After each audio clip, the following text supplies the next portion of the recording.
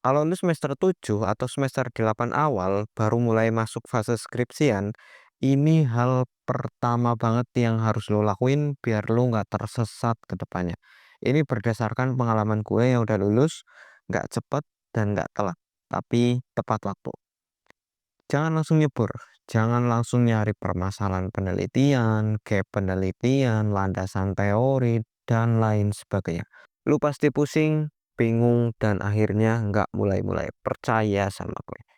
Yang harus lu lakuin adalah pahami dulu medan perangnya, pahami polanya, dan pahami gambaran besarnya, atau bahasa kerennya helikopter view.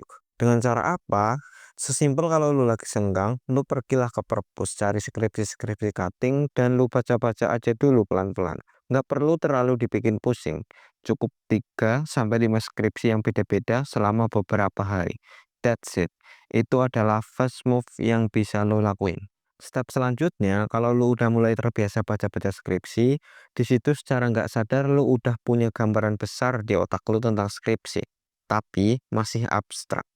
Nah, kalau udah masuk fase ini, selanjutnya lo harus mulai memahami pola dan isi. Maksudnya gimana? Yang tadinya lu cuma baca-baca, sekarang lu harus sedikit mikir dan keluarin buku catatan lu. Ini yang perlu lo pahami dan catat. Yang pertama, metode atau metodologi penelitian. Ini yang paling penting menurut gue, karena metode penelitian ini berhubungan dengan yang lain. Contoh, kalau pakai metode penelitian A, biasanya pola judulnya kayak gini. Cara menentukan sampelnya biasanya pakai metode ini. Rumus sampelnya pakai rumus ini. Dan analisa datanya pakai analisa data yang ini. Dan lain-lain. Nah, lu pahami pola itu. Lu bandingin antara satu metode dengan metode lainnya, antara satu skripsi dengan skripsi yang lain. Lu jangan sampai salah milih metode penelitian, karena metode penelitian ini yang menentukan jalannya penelitian akan seperti apa, pengolahan datanya kayak gimana, hasilnya kayak gimana.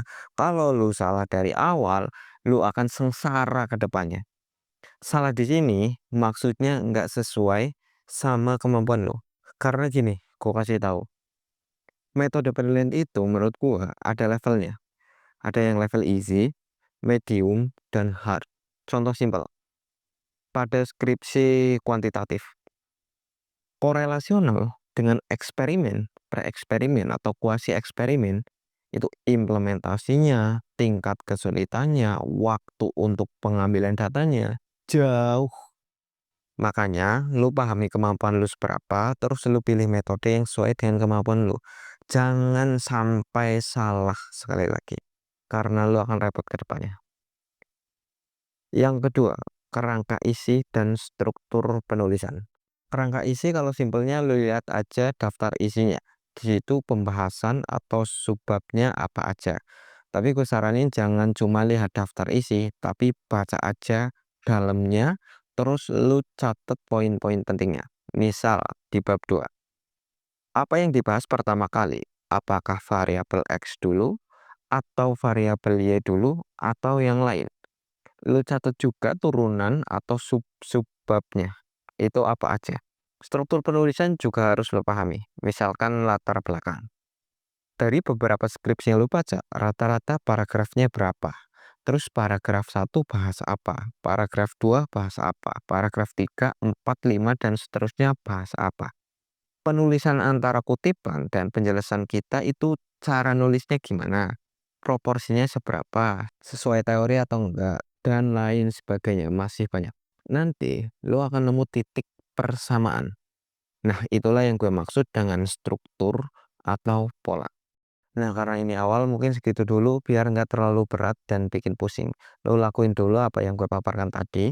Targetnya adalah lo ngerti gambaran besar skripsi itu kayak apa.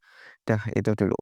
Dan karena ini ilmu lapangan, sebaiknya lu imbangi dengan teori yang lu pelajari di Makul Metopen. Biar lu bisa pilah dan pilih referensi mana yang layak lu ambil. Makasih udah nonton sampai akhir. Semoga yapping-yapping gue bisa bermanfaat dan sedikit ngasih pencerahan ke lu pada.